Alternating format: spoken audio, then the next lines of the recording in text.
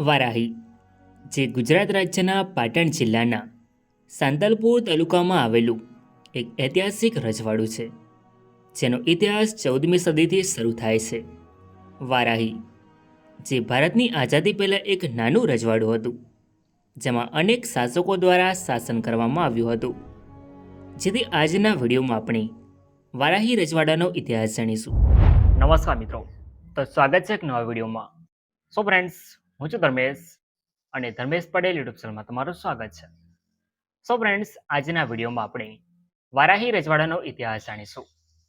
તો વિડીયોમાં છેલ્લે સુધી જોડાયેલા રહો. તો ચાલો વિડીયોને શરૂ કરીએ. મિત્રો, વારાહી ગુજરાતમાં આવેલું એક સમયનું ઐતિહાસિક રજવાડું છે, જેની સ્થાપના જત મલિકો દ્વારા કરવામાં આવી હતી. તો મિત્રો, સૌપ્રથમ જાણીશું આપણે વારાહી રજવાડાની સ્થાપના કેવી રીતે થઈ અને કોના દ્વારા કરવામાં આવી. પ્રાચીન સમયની વાત છે, જ્યારે વારાહીની ધરતી પર રાવણિયાઓનું શાસન ચાલતું હતું. આ રાવણિયાઓનું શાસન ન્યાયી અને શાંતિપૂર્ણ હતું, પરંતુ ઇતિહાસના પાનાઓ પર એક નવું પરિવર્તન આવવાનું હતું. દૂર બલુચિસ્તાન અને મકરાણની રેતાળ ધરતીમાંથી ઉઠેલા જત લોકો, જેઓ યોદ્ધાઓની જેમ નિર્ભય અને નિશ્ચય હતા. તેઓ ઈસવીસન 711માં મોહમ્મદ કાસિમના સૈન્ય સાથે સિંધના વાંગા પ્રદેશમાં આવ્યા. આ જતોનું જીવન યુદ્ધના ઘમાસાણ અને સંઘર્ષોથી ભરેલું હતું, પરંતુ તેમની હિંમત અને સાહસથી તેઓએ સિંધની ધરતી પર પોતાનું નવું ઘર બનાવ્યું. પરંતુ ત્યાં એક એવી ઘટના બની જેણે જતોના ઇતિહાસને નવું વળાંક આપ્યું. ત્યાંના શાસકે જત સમુદાયના નેતાની 2 પુત્રીઓને પોતાના રાણીવાસમાં સમાવવાનો પ્રયાસ કર્યો, જેથી જતોએ વિરોધ કર્યો અને એકજૂટ થઈ બળવો કર્યો. આ યુદ્ધમાં જતો પર આક્રમણ થયું અને સિંધ છોડીને નવો આશ્રય શોધવું પડ્યું. ત્યારબાદ આ જત સમુદાય કચ્છ તરફ આવી અને કચ્છમાં થોડા સમય માટે આશ્રય લીધો.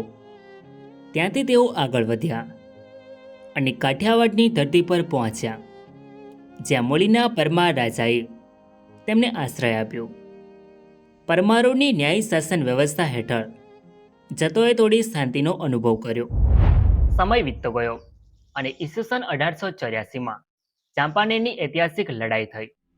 આ યુદ્ધમાં ચાંપાનેરના રાજા પતઈ રાવલ અને મોહમ્મદ બેગડા વચ્ચે યુદ્ધ થાય છે.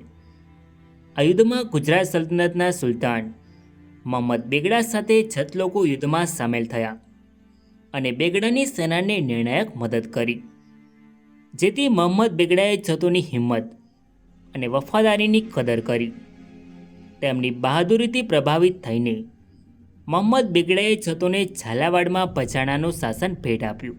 ત્યારબાદ મુગલ શાસનમાં મલ્લિક હૈદર ખાનને બચાણા, મલ્લિક લાખાને સતારપુર અને મલ્લિક ઈસાને વાલેવડા આપવામાં આવ્યું હતું.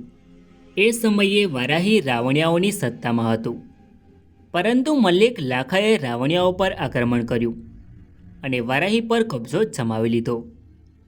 એકવાર લાખા અને રાવણિયાઓ વચ્ચે તકરાર ઉઠતા વલીવડાવાળો મલ્લિક ઈસાજી તકનો લાભ ઉઠાવવા વારાહી પર ચડાઈ કરી અને એણે વારાહી કબજે કરી લીધું.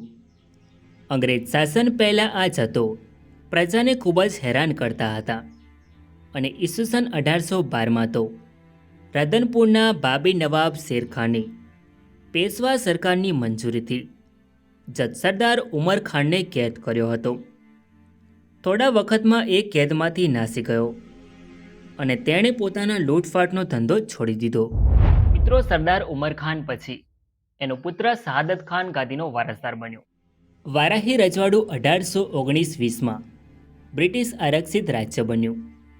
મલ્લિક શહાદત ખાનનું વર્ષ 1847માં અવસાન થાય છે, જેથી તેના મોટા પુત્રને ગાદીનો વારસદાર બનાવવામાં આવ્યો. વારાહી બોમ્બે પ્રેસિડેન્સીની પાલનપુર એજન્સી હેઠળ આવતું હતું, જે 1925માં બનાસકાંઠા એજન્સી બની. વર્ષ 1943ની જોડાણ યોજના અનુસાર વારાહી રજવાડું રાધનપુર રજવાડા સાથે જોડાયેલું હતું. ભારત દેશમાં 1947 સુધી અંગ્રેજોનું શાસન રહ્યું હતું. ત્યારબાદ 1947માં ભારત દેશ અંગ્રેજોના શાસનમાંથી આઝાદ થયો. ત્યારે ભારતનું વિભાજન થયું. ત્યારે વારાહી રજવાડાને ભારત સંઘમાં સામેલ કરવામાં આવ્યું, જે આજે ગુજરાત રાજ્યના સંતલપુર તાલુકામાં આવેલું વારાહી ગામ છે. સો ફ્રેન્ડ્સ, આ તો વારાહી રજવાડાનો ઇતિહાસ. આઈ હોપ કે તમને આ વિડીયો ગમ્યો હશે. સો વિડીયોને લાઇક કરીને કમેન્ટમાં તમારો અભિપ્રાય જરૂર લખો. અને ચેનલમાં નવા હોય તો આવા જ નવા વિડીયો જોવા માટે ચેનલને સબસ્ક્રાઈબ જરૂર કરો. તો મળીએ એક નવા વિડીયોમાં. ધન્યવાદ.